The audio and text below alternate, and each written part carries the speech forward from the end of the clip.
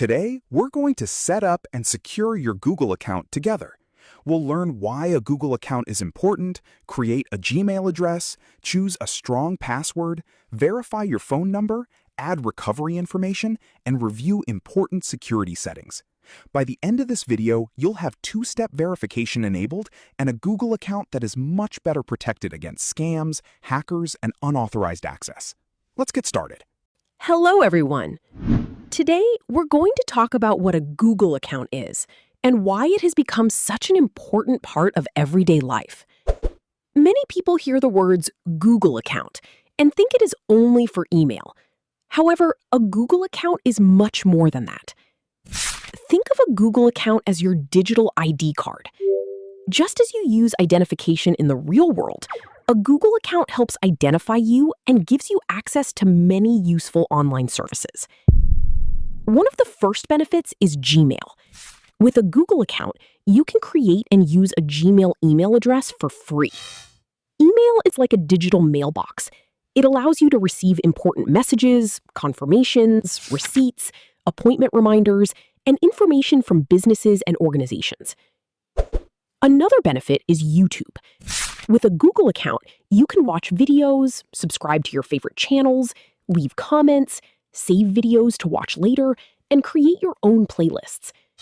Many people use YouTube every day to learn new skills, stay informed, or simply enjoy entertainment. A Google account is also very important for Android smartphones. If you use an Android phone, you will need a Google account to download apps, update your device, and access many of the phone's features. Without a Google account, your smartphone will be much more limited. Another valuable feature is photo backup. Many of us have important family photos, travel pictures, and special memories stored on our phones. If your phone is lost, damaged, or replaced, those photos could be difficult to recover. With a Google account, your photos can be backed up online, helping protect those memories. The same is true for your contacts. Instead of writing down phone numbers or entering them again when you get a new phone, your contacts can be safely stored and restored when needed. This can save a great deal of time and frustration. Today, a Google account can also help you access AI tools. Artificial intelligence can answer questions, help write emails and documents, translate languages, summarize information, and assist with many everyday tasks. As technology continues to evolve, AI is becoming an increasingly useful part of daily life. Now, here's the part many people like to hear. Most of these services are available at no cost. Gmail is free. YouTube is free. Contact backup is free. Many photo storage and backup features are free to get started. Many AI services also offer free access or free starter plans. For most people, a Google account provides tremendous value without requiring a monthly fee. That is one reason why billions of people around the world use Google accounts every day. So when someone asks, why should I create a Google account? The answer is simple. A Google account helps you communicate through email, enjoy YouTube, use your Android phone, protect your photos and contacts, and access modern AI tools. It brings many important digital services together under one account. In today's world, having a Google account is very similar to having a digital ID card. It is one of the first and most important steps in becoming comfortable and confident with technology. In the next video, we will go step by step and learn how to create a Google account together. Now that we understand what a Google account is and why it is important, let's create one together. Please follow along slowly, and remember that you can pause the video at any time if you need more time to complete a step. First, open your web browser and go to the Google account creation page. You can also use the link provided with this course. Once the page opens, click the Create Account button. Google will ask what type of account you would like to create. You may see options such as for my personal use, for my child, or for work or business. For most people taking this course, select for my personal use. We are creating a personal account that can be used for email, YouTube, Android smartphones, photo storage, and many other Google services. Next, you will be asked to enter your name. Type your first and last name carefully, then click Next. You will then be asked to enter your birthday and gender. Some people wonder why Google asks for this information. Google uses this information to help verify that the account belongs to a real person, and when necessary, to provide age-appropriate services. Enter the requested information and click Next. Now we come to an important step, choosing your Gmail address. Your Gmail address will be your email address, and it will also serve as your username when signing in to your Google account. For example, your Gmail address might look something like yourname@gmail.com. If the address you want is already being used by someone else, Google may suggest other available options. Take your time when choosing your Gmail address. Try to select something that is easy to remember and easy to share with family, friends, and organizations. Avoid making it unnecessarily complicated. Once you have chosen your Gmail address, click Next. If the email address you entered is already in use, simply enter a different email address. The next step is creating a password. Your password is one of the most important security features of your account. Think of it as the key to your digital home.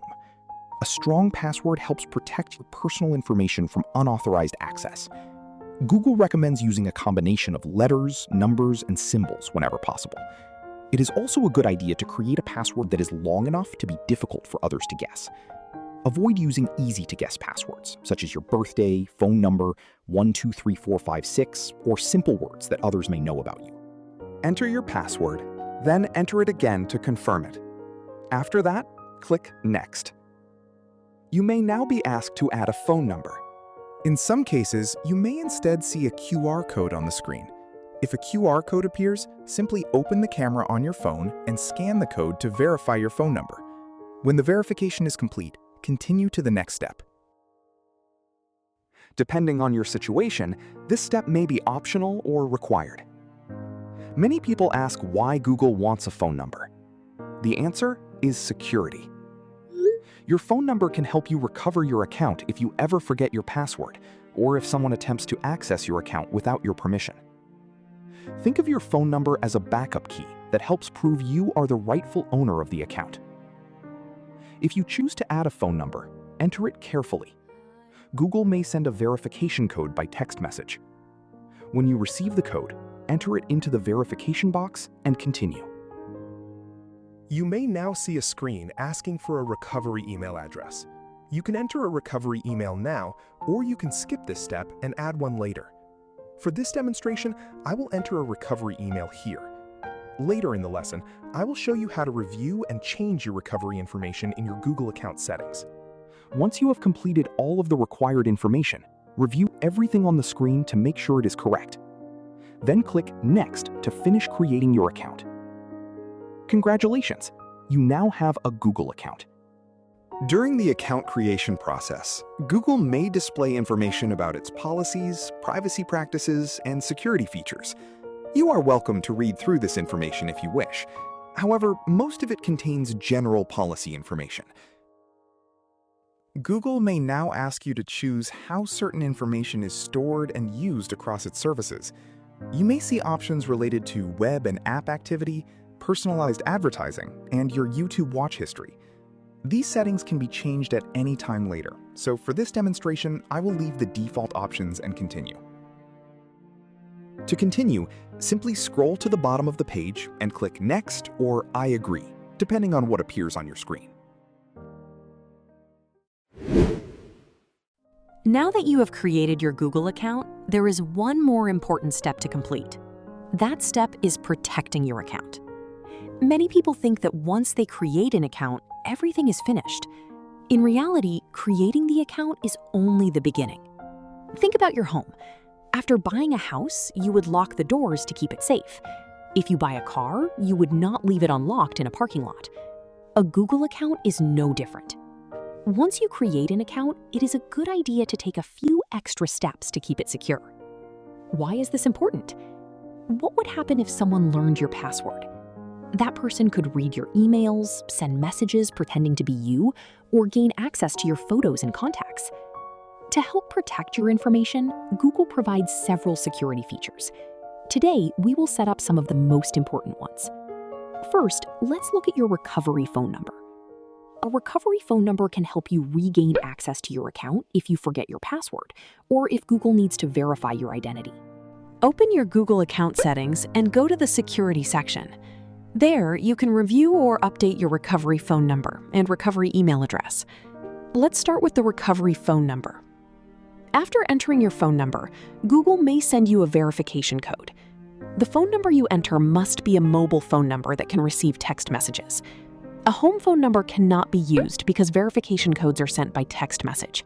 You may be asked to enter your password several times during security setup. This is normal and helps verify your identity. Later, we'll learn how a password manager can make this easier and more secure. After entering your phone number, check your mobile phone. You may receive a text message from Google within a few moments. Open the message and look for a 6-digit verification code.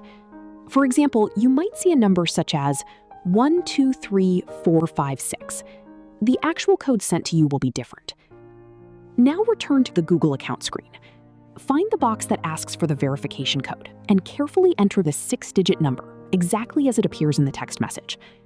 Once you have entered the code, click Verify or Next. If the text message does not arrive immediately, wait a few minutes. If you still do not receive the message, check that the phone number was entered correctly or request a new verification code. Once the verification process is complete, Google will know that the phone number belongs to you. Next, let's look at your recovery email address. A recovery email address works much like an emergency contact. If you forget your password or experience problems accessing your account, Google can use this email address to help verify your identity and assist with account recovery. Let's begin the verification process for the recovery email address you entered earlier.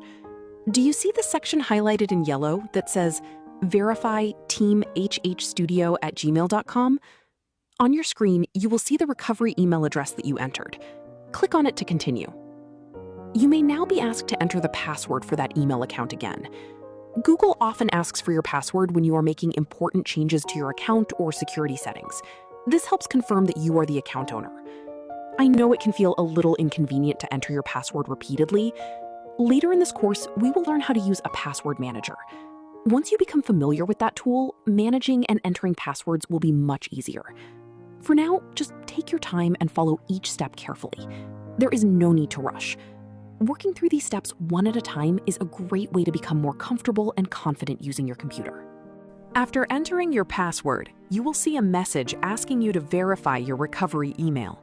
Click on Verify Recovery Email. Google will send a verification code to the recovery email address you provided. Open that email account and look for the verification code. Enter the code into the verification box, then click the Verify button in the lower right corner of the screen. A confirmation message will appear, indicating that your recovery email has been successfully verified. Once you see that message, the verification process is complete. Now, let's perform a quick security check. In the Security section, you can see the devices that are currently signed in to your Google account.